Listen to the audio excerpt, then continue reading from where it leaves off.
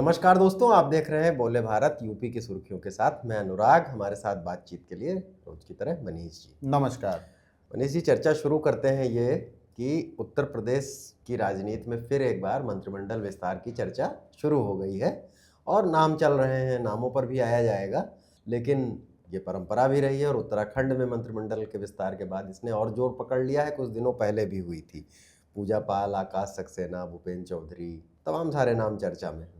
बिल्कुल अनुराग, देखिए मंत्रिमंडल विस्तार की चर्चा तो पिछले 3-4 महीनों से चल रही है और ये डेट हर बार एक्सटेंड करती है। एक्सटेंड करती है। और एक बार चूंकि उत्तराखंड में मंत्रिमंडल का विस्तार हो चुका है, इसलिए अब इन कयासों में थोड़ा दम दिख रहा है। हालांकि जो चर्चा चल रही है उसके मुताबिक तो परसों ही यानी इतवार को ही योगी मंत्रिमंडल का विस्तार हो जाना चाहिए। चर्चाओं में तो नाम भी फिक्स है, तारीख भी फिक्स है, खाली बस शपथ लेना बाकी है। बिल्कुल बिल्कुल। अब चूंकि योगी मंत्रिमंडल में मुख्यमंत्री योगी आदित्यनाथ सहित 52 मंत्री हैं, 60 मंत्री यूपी कैबिनेट में मंत्रिपरिषद में हो सकते हैं, यानी 8 की जगह खाली है। 8 की जगह खाली है। लेकिन ये तो तय है कि 8 लोग मंत्री पद की शपथ लेंगे नहीं। लेकिन 4-5 नामों की चर्चा आ रही है, जिसमें पूजा पाल का नाम लिया जा रहा है, जो कौशाम्बी की चायल से विधायक हैं समाजवादी पार्टी की, लेकिन राज्यसभा में क्रॉस वोटिंग के बाद सपा ने उन्हें निष्कासित कर दिया है। हालांकि स्पीकर ने अभी तक जो बजट सत्र शुरू हुआ, अभी बजट सत्र हुआ, उसमें असंबद्ध विधायक का उन्हें दर्जा नहीं मिला, दर्जा नहीं दिया, उस पर कोई निर्णय नहीं लिया है। लेकिन वो कोई बड़ी बात नहीं है। पूजा पाल समाजवादी पार्टी से अपने निष्कासन के बाद स्वतंत्र हैं और वो मंत्री पद की शपथ ले सकती हैं यदि भाजपा उन्हें मंत्री बनाए। दूसरा नाम इसमें आकाश सक्सेना का आ रहा है, क्योंकि बड़े दिनों बाद उपचुनाव में ही सही रामपुर की सीट भाजपा के खाते में आई थी, में डाला था और एक पारिवारिक पृष्ठभूमि भी रही है। उनके पिताजी शिव बहादुर सक्सेना कल्याण सिंह के मंत्रिमंडल में पुराना शुगर केन मिनिस्टर भी, राजनीतिक परिवार है पुराना। वो रामपुर जिले के स्वार सीट से विधायक कई बार, आजम खान के खिलाफ भी झंडा बुलंद करते रहे। बहुत 100 से ज्यादा मुकदमे आकाश सक्सेना ने ही दर्ज कराए। सारे मुकदमों में आकाश सक्सेना वादी हैं, जो कि रामपुर उपचुनाव में भाजपा के विधायक बने। इसके अलावा रालोद कोटे से भी एक कोई मंत्री बन सकता है, या जो मंत्री हैं उनकी जगह दूसरे को पदस्थापित किया जा सकता है। भूपेंद्र चौधरी के नाम को लेकर मुझे थोड़ा संशय है। हालांकि वो भाजपा के प्रदेश अध्यक्ष बनने से पहले पंचायती राज के कैबिनेट मंत्री रहे हैं, और जब प्रदेश अध्यक्ष बने तो उन्होंने मंत्रिमंडल से इस्तीफा दे दिया था। लेकिन चूंकि पश्चिमी यूपी में आप मेरठ में रहे हैं, बहुत दिनों काम किया है, तो आपको पता होगा कि वहां राष्ट्रीय लोकदल के भाजपा के साथ आ जाने से किसी जाट को इतनी ज्यादा तवज्जो देना, कम से कम जातीय समीकरणों के लिहाज से इतना महत्वपूर्ण नहीं रह जाता है मनीष। और इसमें यह भी बात है कि भूपेंद्र चौधरी हमेशा संघ और संगठन के नेता रहे हैं। बिल्कुल। और उनको प्रतीकात्मक तौर पर अध्यक्ष बनाया गया था उस समय जब रालोद सपा के साथ थी, और अब जब जयंत खुद उनके साथ हैं, तो ऐसे में भूपेंद्र चौधरी का इस नाते तो नंबर थोड़ा सा कम होता है। और वैसा जहां पर जाट बहुल जो इलाके हैं, शामली, मुजफ्फरनगर, मेरठ, या जो पश्चिमी उत्तर प्रदेश का जो कोर जाट लैंड है, वहां भूपेंद्र चौधरी का कोई ऐसा प्रभाव जनाधार की दृष्टि से नहीं है। तो इस लिहाज से भी वो मुरादाबाद जिले से इधर के रहने वाले हैं और बहुत सक्रिय राजनीति में नहीं रहे हैं। मनोज पांडे की भी चर्चा है, जिन्होंने क्रॉस वोटिंग पूजा पाल की तरह किया था और सपा ने उन्हें निष्कासित कर दिया है। रायबरेली की ऊंचाहार से वो विधायक हैं, उनके भी नाम की चर्चा आ रही है। लेकिन इसमें एक बड़ी ताज्जुब की बात यह है कि मनोज पांडे का नाम आ रहा है, पूजा पाल का नाम आ रहा है, भूपेंद्र चौधरी का नाम आ रहा है, इसके अलावा रालोद के एक कोटे से नाम आ रहा है। लेकिन इसमें अभी तक किसी दलित विधायक को मंत्री बनाया जाएगा उसके नाम की कहीं कोई चर्चा नहीं है। लेकिन ये बहुत बड़ा इशू है, क्योंकि जैसा कि मायावती से दलित वोट बैंक दूर हुआ है और समाजवादी पार्टी की तरफ लोकसभा के चुनाव में उसका रुख दिखा है, तो भारतीय जनता पार्टी उसको अपने पाले में करने के लिए मंत्रिमंडल में कोई जगह दे सकती है। ये बहुत इंपॉर्टेंट है। और कुछ नियुक्तियां हुई भी हैं, जैसे साध्वी निरंजन ज्योति जो कि निषाद समाज से हैं, राष्ट्रीय पिछड़ा वर्ग, पिछड़ों को तो पिछड़े का नाम भी आ रहा है, पिछड़े को पदस्थापित भी किया गया है। लेकिन दलित वर्ग से कौन मंत्री बन सकता है या कितने मंत्री बन सकते हैं, इस पर अभी चर्चा भी नहीं हो रही है। हो भाजपा चौकाती है, हो सकता है का कोई नाम निकाल के लाए। बिल्कुल। और इस पर होगा क्या, ये तो जब हो जाएगा शपथ तभी पता चलेगा। अगली खबर पर आते हैं मनीष।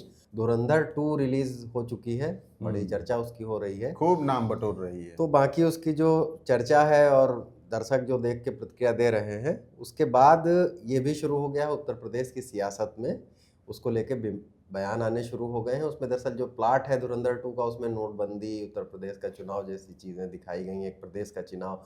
एक किरदार उसका जो है वो अतीक अहमद से प्रेरित है, और जो पुलिस में एक किरदार है वो डीजीपी प्रशांत कुमार जो पूर्व डीजीपी थे उनसे प्रेरित है। तो इमरान मसूद ने कहा मूंछों की स्टाइल से पहचान में आ रहा है कि प्रशांत कुमार ही और ऐसा भी बताया जा रहा है कि जो उसमें जो किरदार है जिसको मारते हुए दिखाया गया है उसका बिल्कुल वैसा ही चित्रण किया गया है जैसा कि अतीक अहमद के हत्याकांड के समय हुआ था। तो इसको लेके नाराजगी के सवाल भी आ रहे हैं। कांग्रेस के सांसद इमरान मसूद ने कहा है बकवास फिल्म है, प्रोपेगेंडा फिल्म है, नोटबंदी के सहारे पूरी कहानी रची गई थी जिसने पूरी भारत की अर्थव्यवस्था को ही ध्वस्त कर दिया गया।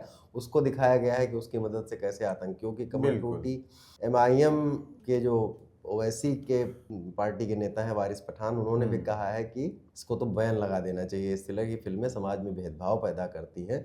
और उन्होंने सवाल भी उठाया कि अतीक अहमद का संबंध ISI से कैसे दिखा दिया गया। उसमें जो विलेन है किरदार, उसका संबंध ISI से दिखाया गया है मनीष, और कहानी को इस तरह से बुना गया है कि पैसे आने वाले थे पाकिस्तान से और वो चुनाव में बटने वाले थे। देखिए अनुराग, पिछले दिनों यदि 4-5 सालों से देखें तो बॉलीवुड भी लग रहा है कि एकदम से पॉलिटिकल लाइन पे चल रहा है, चुनाव प्रचार की सामग्री दे रहा है लोग। बिल्कुल बिल्कुल। कितनी ऐसी फिल्में आई जो एक केरला फाइल्स करके या Kerala story, Kashmir files, Bengal files, और भी तमाम है कुछ। वो कश्मीर फाइल्स का नाम तो चर्चा में रहा है, लेकिन इसको लेकर अब एक चीज और भी है ना कि फिल्में तो सिनेमा हॉल में ज्यादा चल नहीं रही, उनका रिवाज ही कम हो गया है। तो कुछ कंट्रोवर्सी से ही आखिर घूसखोर पंडित को लाने के पीछे क्या अब इसमें मनीष, हाँ एक बात जो ये है ना कि फिल्में कितना चुनाव वगैरह पे असर करती हैं, ये भी देखने वाली बात है कि हो सकता है फिल्म बॉक्स ऑफिस पे हिट भी हो, लेकिन फिल्म देखने जाने वाला जो मध्यम वर्गीय दर्शक है वो बहुत कम हुआ है। लेकिन होता क्या है कि जो सोशल मीडिया वगैरह पे चर्चा है, उनकी क्लिप्स हैं, उनके डायलॉग्स हैं, जो कि कई बार कंटेक्स्ट से काट के भी दिखाए जाते हैं, वो बड़े चर्चा में रहते हैं। और इन नेताओं में शायद ही किसी ने भी फिल्म एक चीज और मेरी जो नेता बोल रहे हैं उनमें से शायद ही किसी ने फिल्म देखी हो, और उन्होंने इन्हीं चर्चाओं के आधार पर अपने बयान देने। वैसे भी जितनी घटनाओं का फिल्मांकन फिल्म में किया गया है वो उसके तो परत दर परत से पब्लिक वाकिफ है और वीडियो भी देखा है। तो अब फिल्म में को उसी को बस रचनात्मक तौर पर उसी बात को फिर से बताया जाता है। तो ये प्रोपेगेंडा फिल्म और सियासत, ये तो अब थोड़ा मिलजुल रहा है, इस पर बयानबाजी आएगी। लखनऊ में तो आज भाई बड़ी तेज बारिश हुई, लाइट काफ़ी देर तक गायब रही, और पूरे प्रदेश में मनीष कई दिनों से ये अलर्ट चल रहा था कि 1923 तक बारिश होगी। आज लखनऊ भी पहुंची है बारिश, बिल्कुल। और ये कहा जा रहा है मनीष कि मतलब प्रदेश क्या, पूरे नॉर्थ इंडिया के सारे राज्यों में, बल्कि पूर्वी भारत में भी अलर्ट मौसम विभाग ने दिया है कि सामान्य से तेज वर्षा हो सकती है। आज देखिए सबसे बड़ी बात यह है कि गुरुवार को तो असर दिखा था पश्चिमी यूपी पे ज्यादा अंधड़ का, लेकिन आज बारी पूर्वी यूपी की हो गई है, और पूर्वी यूपी ही क्यों पूरे प्रदेश में मौसम बिगड़ा हुआ है। और सबसे ज्यादा जो आज प्रभावित क्षेत्र है वो तराई के जिले हैं, वहां पर बहुत घने बादल दिख रहे हैं। मौसम विभाग ने अलर्ट किया है कि बिजली गिरने से भी लोग सतर्क रहें, क्योंकि दिन में इतना मौसम खराब हुआ है और ज्यादातर लोग खेतों में काम करने पहुंचते हैं, तो उन्हें बहुत सावधान रहने की जरूरत है। लखनऊ में भी बहुत बिजली कड़क रही थी, बिल्कुल कड़क रही थी, लेकिन अगले 12 घंटे में मौसम धीरे धीरे बेहतर हो जाएगा। ये जरूर है कि इस बारिश ने गेहूं की फसलों को बहुत नुकसान पहुंचाने वाली है बारिशें मानिस, ये बात कही जा रही है।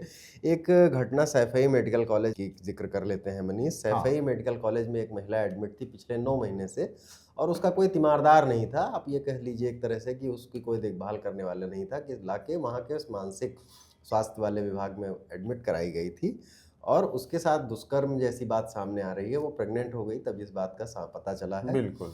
और अब पुलिस ने इसमें जांच पड़ताल शुरू की। तो एक सफाई 5 महीने के गर्भ से है वो महिला, 5, और उसमें जो है सफाई कर्मी रवींद्र कुमार हैं, उनको गिरफ्तार कर लिया गया है। और उसकी कोई चूंकि देखभाल करने वाला नहीं था, इसलिए बातें भी देर से चली हैं। बाद में सरकार अब थोड़ी सख्ती दिखाते हुए उस विभाग के प्रमुख जो है AK मिश्रा, उनको भी हटा दिया गया। नहीं, इस मामले में बहुत तगड़ी कार्रवाई होनी चाहिए। और मानसिक स्वास्थ्य विभाग में इस तरह के बहुत सारे लोग आते हैं कि कई बार लावारिस लोग होते हैं, उनका मानसिक स्वास्थ्य ठीक नहीं होता, उनको एडमिट करा दिया वो जाता है। लावारिस इसलिए भी हो जाते हैं क्योंकि वो हाँ। अपना कुछ पहचान बता नहीं पाते ये भी हैं, एक बड़ी जो भी वजह है। और कई बार लोग घरों से भाग आए, इन्हीं कारणों से कई बार भागते हैं। बिल्कुल तो जो साइकेट्री डिपार्टमेंट है वहाँ तो इस तरह की सुरक्षा व्यवस्था और निगरानी ज्यादा ही सख्त होनी बिल्कुल। चाहिए। अब हर जगह तो सीसीटीवी सर्विलांस है, उसके सर्विलांस है बावजूद और तो इसमें जिम्मेदार लोगों पे भी तगड़ी कार्रवाई बिल्कुल, करनी जो लोग चाहिए प्रशासन, आरोपी के अलावा। जो अस्पताल प्रशासन देख रहे हैं, उनकी तो कड़ी जिम्मेदारी बनती है कि हर मरीज बिल्कुल की सुरक्षा होनी चाहिए। बिल्कुल और आज तो 20 तारीख को ईद होने की पहले बात की जा रही थी मनीष, लेकिन चांद नहीं दिखा तो आज ईद नहीं हो पाई है। अब कल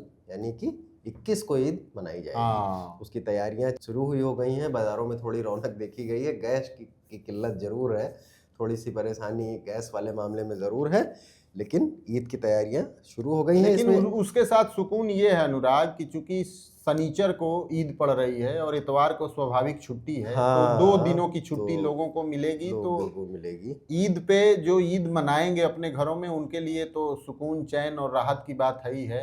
अन्य गैर मुस्लिम जो कर्मचारी हैं उनके लिए भी राहत की बात है मुस्लिम कि उन्हें कर्मचारियों के लगातार- लिए भी हाँ, कई बार बिल्कुल। मुस्लिम कर्मचारियों को भी अगले ही दिन जाना पड़ता है, उन्हें भी राहत ही होगी। बिल्कुल। तो सभी को ईद की बहुत बहुत बधाई। यूपी की सुर्खियों को आज इसी के साथ विराम देते हैं।